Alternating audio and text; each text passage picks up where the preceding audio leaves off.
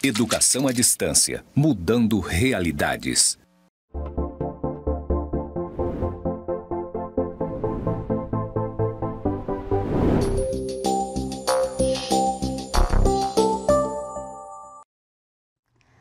Olá, alunos! Tudo bem? Chegamos aqui à nossa aula da unidade 4ª, né? Ou seja, da unidade 4, a nossa 4ª aula, a aula 4.1. Vamos, logicamente, dar continuidade à nossa disciplina de Introdução à Contabilidade. E só para lembrá-los, aqui é a professora Rucilane, tá bom? Então, vamos lá. Antes disso, vou fazer minha audiodescrição. Eu sou mulher, parda, cabelos castanhos escuros com algumas mechas douradas. Estou trajando aqui uma camisa branca, floral, com as flores rosa aqui, calça rosa e sapatos pretos, ok? Então, vamos lá agora estudar a nossa unidade 4. Isso mesmo, hoje nós vamos falar o quê? Sobre a introdução às demonstrações financeiras ou contábeis, tá? Lembrando que é uma introdução. E também já vamos introduzir os assuntos acerca de balanço patrimonial. Tudo bem? Então vamos começar. Antes disso, vamos trazer aqui quais são as demonstrações financeiras que são o quê? Exigidas pela lei societária, né? Nossa lei mãe, que eu já expliquei para vocês, que está lá no quê? No meu artigo 176, tá? E o que ela nos diz? Que são obrigatórios, no caso, né?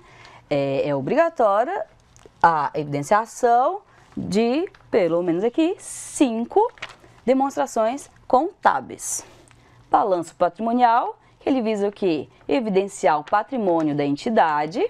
Temos o quê? A demonstração do exercício, do resultado do exercício, que é o quê? A DRE, tá? Ela visa apurar o resultado econômico. É aqui que a gente vai descobrir se a empresa teve lucro ou prejuízo, ok? Temos aqui também a demonstração de lucros ou prejuízos acumulados, que é a DLPA, que ela vem evidenciar, no caso, né, o destino desses lucros. Enquanto aqui na DRE nós vamos ver se houve lucro ou prejuízo, na DLPA, onde vão ser destinados esses lucros.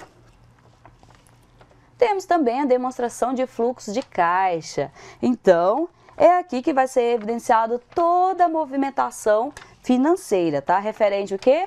Aos pagamentos e recebimentos da entidade. Será na demonstração de fluxo de caixa. E temos aqui também a demonstração do valor adicionado, ou DVA, que ele busca o quê? Evidenciar aqui os resultados econômicos que foram gerados, tá? Em um determinado período da empresa, do tempo. Então, temos aqui essas, são as 5 demonstrações aqui previstas na Lei Societária 6.404. Mas, professora, por acaso existem apenas essas demonstrações? Não, nós vamos ver agora que existem outras demonstrações que são exigidas em outras legislações, tá? Principalmente com convergências também internacionais, então temos mais. Eu estava trazendo aqui as principais exigidas, e por isso que vocês têm que observar até em prova, que às vezes, numa prova, eles perguntam lá, quais são as demonstrações exigidas conforme a Lei 6.404? São essas.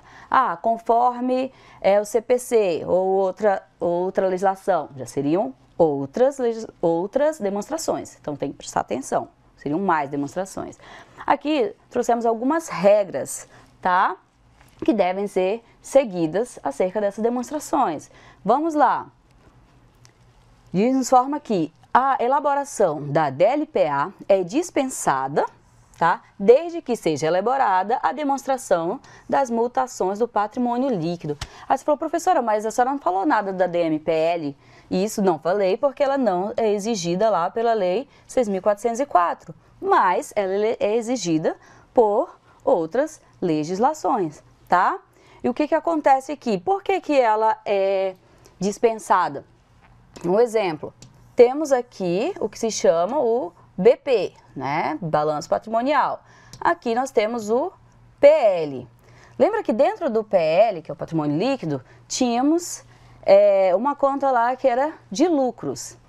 Lucros aqui de reserva de lucros. Então, a DLPA nada mais é do que vai descobrir o que vai precisar para como que vai ser evidenciados esses lucros, né? Como que vai ser distribuído. Já a DMPL é uma demonstração analisando todo o meu patrimônio líquido. Então, você pode observar que ela vai analisar todas as contas aqui, inclusive a de lucros, né? De reserva de lucros. Por isso que seria dispensada a DLPA, ok? Vamos ver outra regrinha. A DVA, demonstração lá de valor adicionado, ela somente é obrigatória para sociedades anônimas, ou seja, SS de capital aberto, tá? Quais seriam aquelas de capital aberto? Aquelas que negociam com o mercado externo, bolsa de valores, entre outros. Então, é obrigatório apenas para essas. Mais outra regrinha aqui, gente, vocês devem prestar atenção. A companhia fechada com patrimônio líquido na data do balanço inferior a quanto? A 2 milhões aqui, né, de reais, está dispensada da elaboração da DFC. Então, a demonstração lá, a DFC, de fluxo de caixa, ela só é exigida, tá, para aquelas empresas, isso que se for companhia fechada. Se for aberta, aí, né, ela tem que evidenciar essa demonstração. Então, aquelas de companhia fechada, valores inferior a 2 milhões está dispensada. Aquelas que se ultrapassou 2 milhões, tem que evidenciar essa demonstração. Outras características aqui também, que vocês devem entender. As notas explicativas. A nota explicativas também, ela é considerada uma demonstração financeira ou contábil, né? Então, conforme o artigo lá, aí, mas o que seria essas notas explicativas? Nada mais é que realmente explicando mesmo o que aconteceu naquela determinada conta, ou aqueles fatos importantes, ou detalhando, né, aquele lançamento. Aqui, né, os lançamentos que estão lá dentro das outras demonstrações. Então, as notas explicativas lá vêm explicando os porquês de tudo, tá? Existe também aqui o que se chama de DRA, que é a demonstração de resultado abrangente do período, e também temos a demonstração de mutação do patrimônio líquido. Essas também são exigidas, mas em outras legislações. Outra regrinha também tem aqui é a comparabilidade. O que eu devo seguir? É uma indicação dos valores das demonstrações do exercício anterior. Como é que seria isso? Eu tenho lá, minha demonstração. Vou colocar aqui, por exemplo, balanço patrimonial. Eu devo incluir, pelo menos aqui, alguns valores, se eu estou evidenciando o de 2022. Devo incluir os valores lá, pelo menos, de 2021. Né? Então, às vezes indico lá o de 2021, ou indico também os valores que eu apurei em 2020, 2021 e o de 2022, para que tenha essa comparabilidade, tá? Agrupamento de contas, também estou falando aqui que não pode ultrapassar de 10% do valor do grupo das contas. Então, tem as regrinhas aí, né? Nada de colocar todas as contas lá, e a gente até explicou na parte de contas genéricas. Fiz um agrupamento tudo lá e lancei lá praticamente 50% dos valores, tudo. Não pode ser agrupado dessa forma. Ok, então, pessoal, aqui era realmente só uma introdução mesmo, eu trouxe as regras básicas aqui, né, na introdução a demonstrações contábeis, só que agora nós vamos introduzir o assunto do balanço patrimonial, tá bom? Começando com o conceito de balanço patrimonial, né? Qual é a principal finalidade do balanço patrimonial? Já vimos que lá no balanço patrimonial que estão o quê? Os nossos, né, a posição lá financeira do nosso patrimônio, não é isso? Ou patrimônio lá da entidade. E qual seria essa principal função dele, ou a finalidade do BP? É o que? Apresentar a posição financeira e patrimonial da empresa em determinada data, representando, portanto, uma posição estática.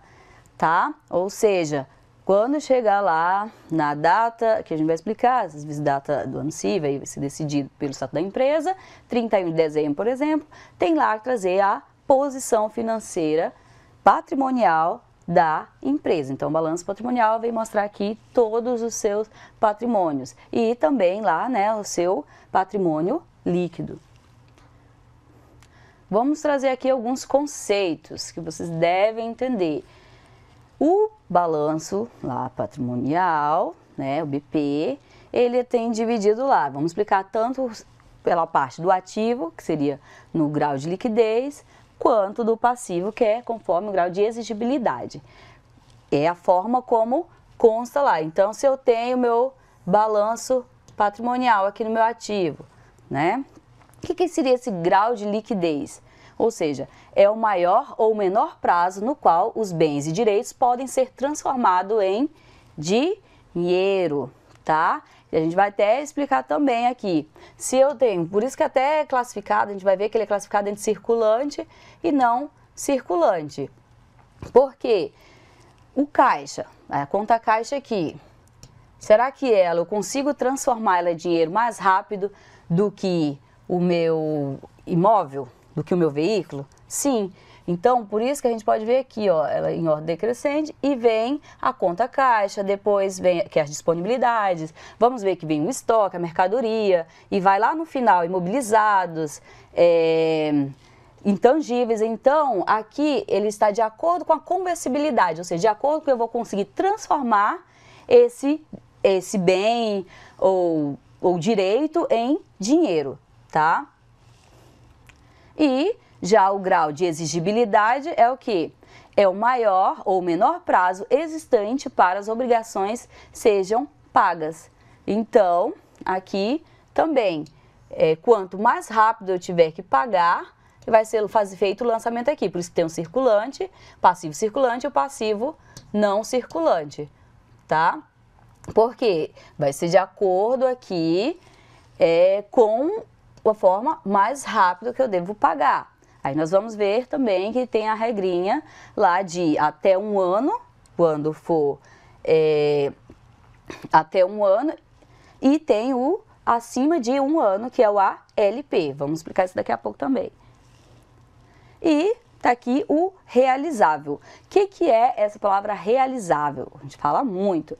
Realizável é tudo que se pode converter e transformar em disponibilidade, em dinheiro, tá? Então, a gente usa muito a expressão lá no ativo.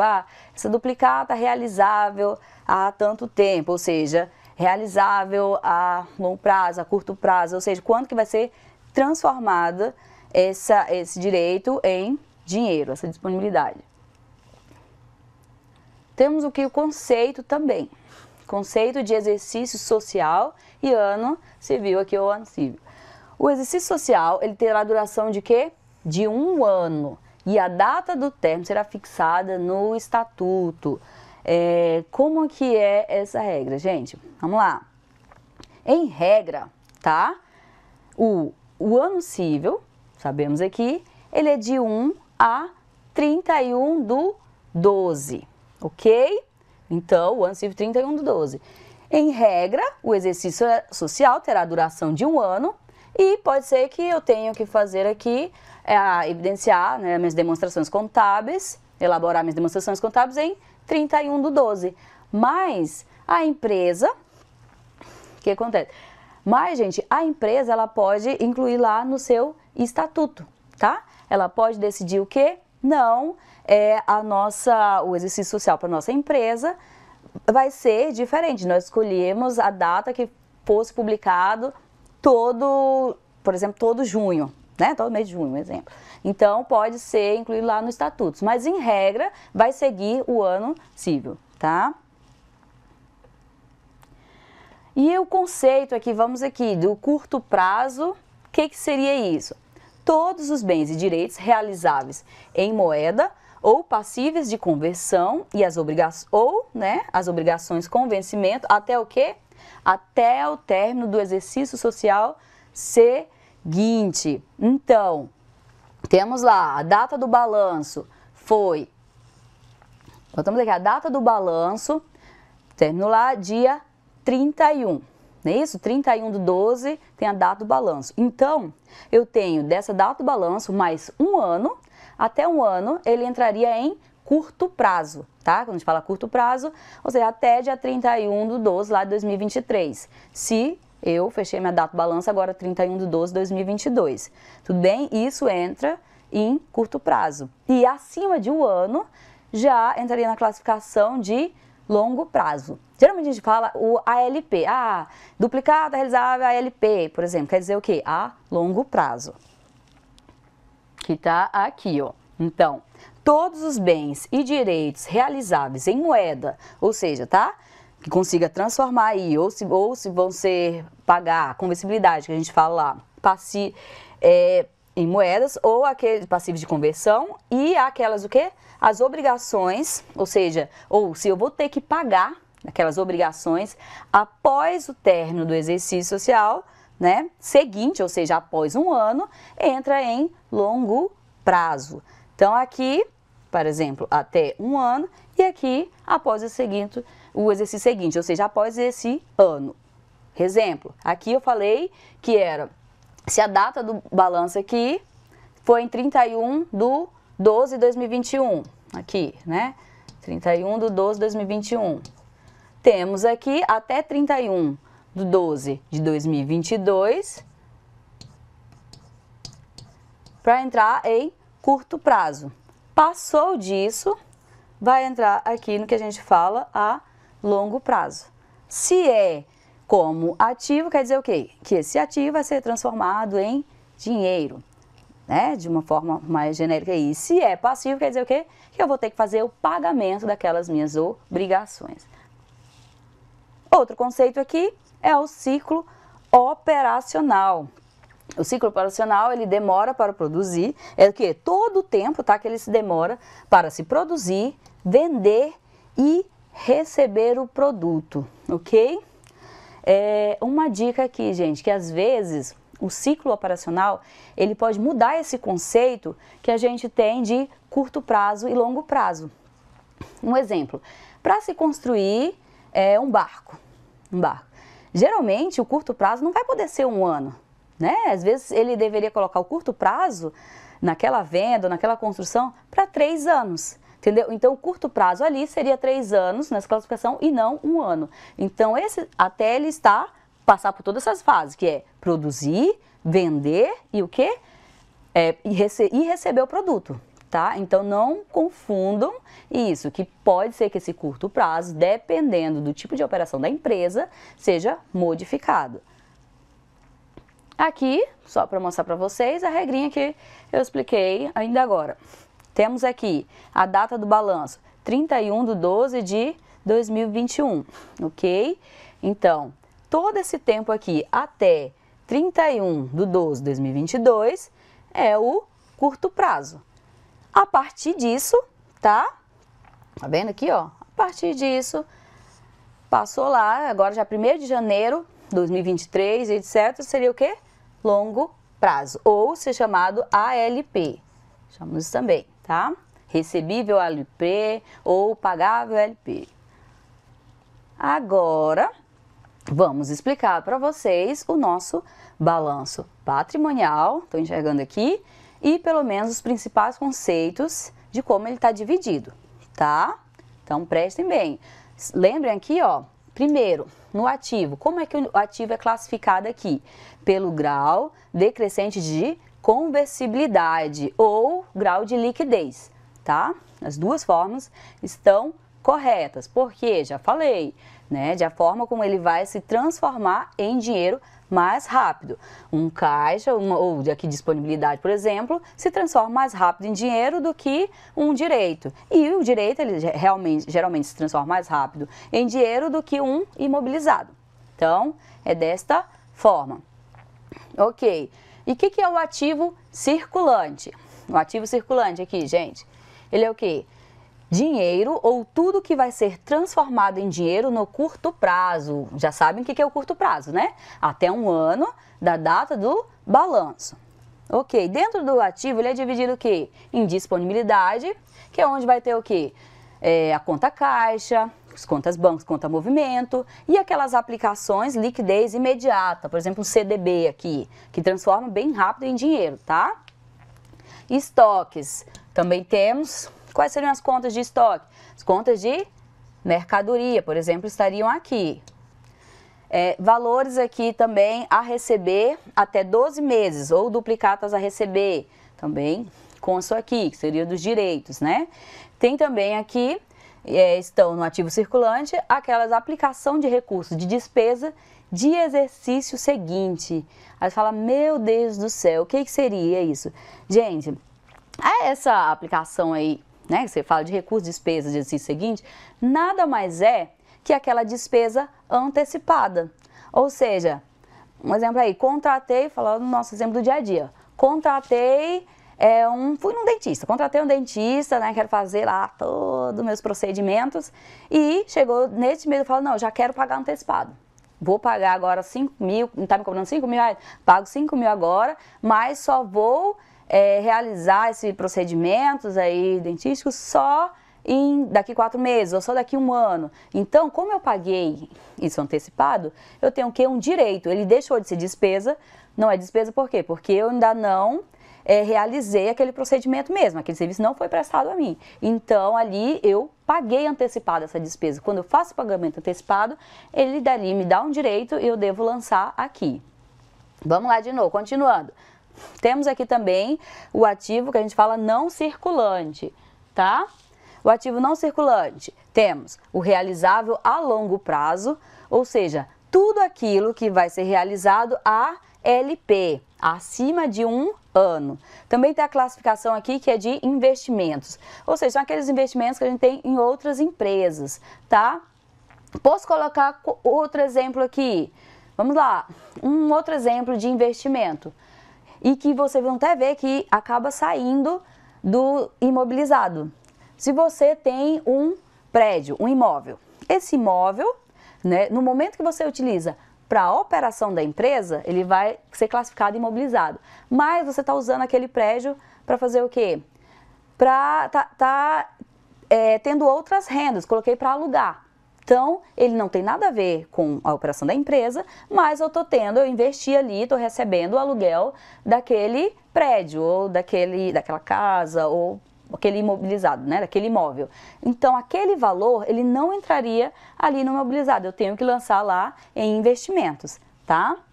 O que mais que nós temos? Temos aqui no imobilizado.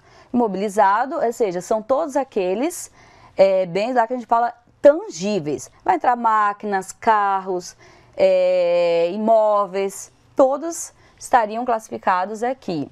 E o intangível, né, vamos lançar aqui os valores referentes a marcas, patentes, entre outros. Então, aqui nós já vimos o conceito do ativo, tanto do circulante quanto do não circulante.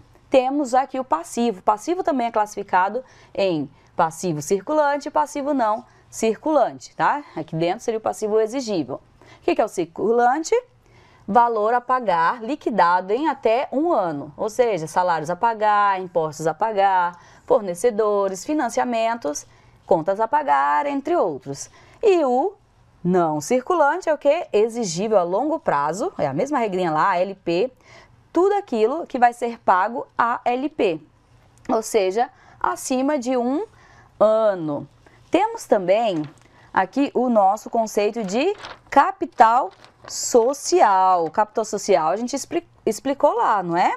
Que é aquele que representa o compromisso dos sócios com a entidade. Isso mesmo. Aqui os sócios eles entregam, né, ou entregar uma parte do capital e a outra eles vão entregar dentro de um cronograma. Nós estamos explicando lá também, ou seja, aqui, gente, tá? Aporte financeiro dos sócios para entidade, né? Aqui estão classificados lá o capital subscrito, a integralizar, o integralizado e tudo. E o que seria a reserva de capital, tá?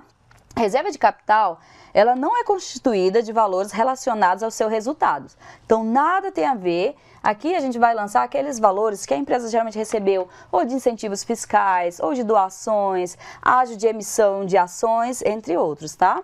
Então, aqui nada tem a ver com os resultados. E o ajuste de avaliação? Geralmente aqui ele é utilizado primordialmente para ajustar as aplicações financeiras que não podem ter suas variações positivas ou negativas levadas no resultado. Então ele tem que fazer um ajuste. Eu não posso lançar aqui, deu menos X e mais X. Não, eu vou fazer o ajuste e vou trazer aqui apenas o valor desse ajuste, dessa avaliação patrimonial. Temos também as reservas de lucro, tá bom? E o que seriam, gente, essas reservas de lucro? É a parte que os sócios decidiram aqui não retirar da empresa, guardando para determinado fim. Essa reserva de lucro, a gente vai ver lá, acho que tem umas 7 reservas de lucro, tá? Só que a única realmente que é obrigatória é a que a gente fala de reserva legal. Então, a reserva legal, toda empresa, ela deve destinar pelo menos 5%, ok? O que seriam as ações em tesouraria? É quando uma empresa ela recompra suas próprias ações, ok? Essas ações elas não podem ser consideradas ativo, porque são sócios de quê? Porque são ações, tá? Que a empresa comprou delas mesmas. Bem confuso, né? Tanto que essa aqui é uma conta que a gente fala retificadora. Ela vem diminuindo ali o meu patrimônio, tá? Porque simplesmente a empresa comprou as suas próprias ações, lançou as ações no mercado e foi lá e comprou as suas ações. E temos aqui a conta prejuízos acumulados. As prejuízos acumulados, ou seja, só pode ser lançado aqui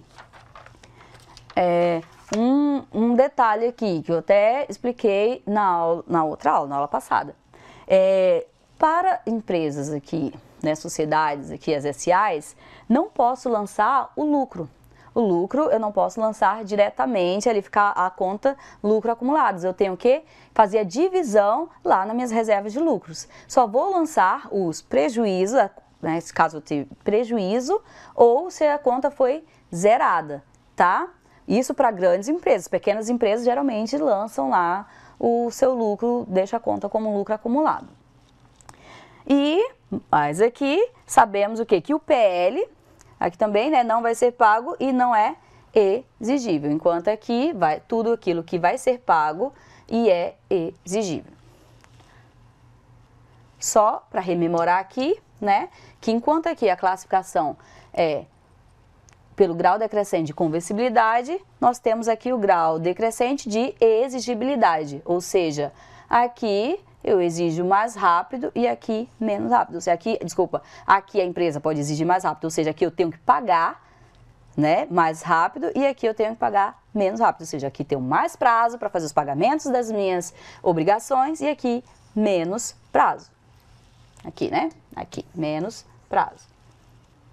Trouxe um exemplo aqui para vocês de um balanço patrimonial, bem resumido.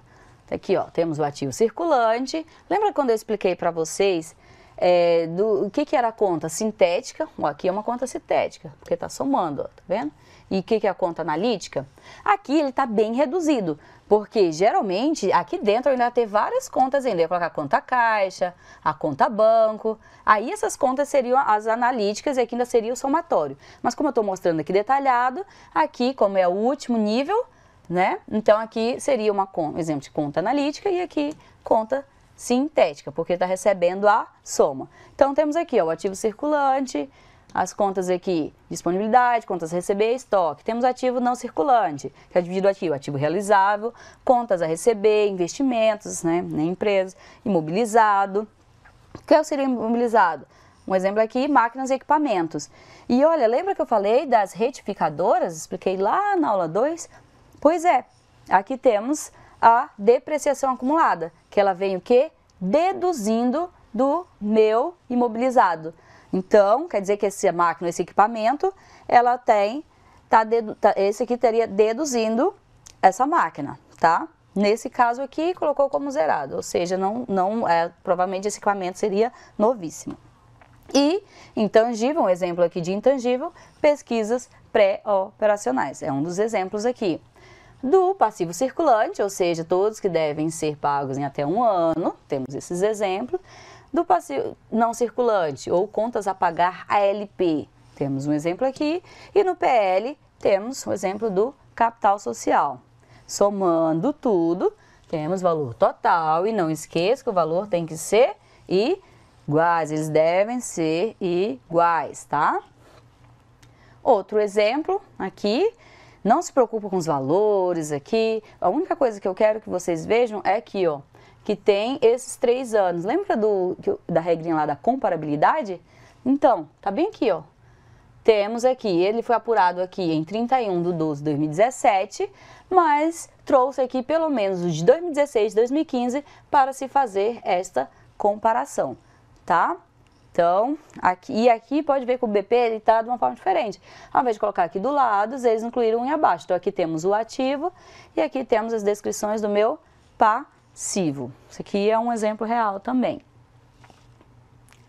Só uma alternativa aqui para vocês, tá? Para ver se vocês fixaram aqui ou se vocês ainda lembram quais são as contas patrimoniais. É isso? Então, aqui, ó, assinale a alternativa que representa somente as contas patrimoniais passivas. Se é passiva, você já sabe que é lá do meu passivo exigível mais PL. E aí, lembram qual é? Olha aqui, qual seria? Letra D, salários a pagar, fornecedores, tributos a recolher, capital social, empréstimos a pagar e financiamento. O que teria de errado nas outras? Aqui você já sabe que caixa equivale de caixa, não seria, né? Veículo também não, já estariam lá no meu ativo. Aqui, o que tem de errado? Ó, todos esses, banco, estoque, duplicatas a receber, equivalente de caixa, todos esses seriam do meu ativo. E aqui, no outro, o que está tendo de errado? Ó, temos aqui o imóvel, veículos, não é isso? Então, aqui vocês conseguem verificar quais são as contas aqui patrimoniais passivas. Aqui tem mais outros errinhos aqui também. Perfeito.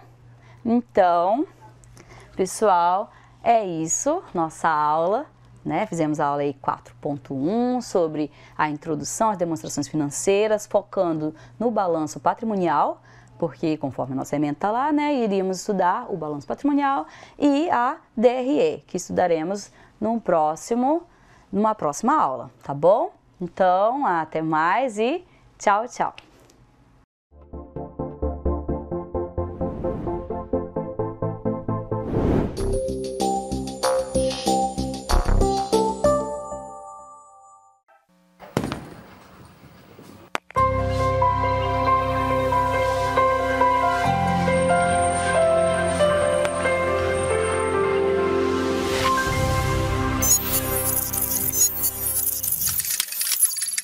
Educação à distância, mudando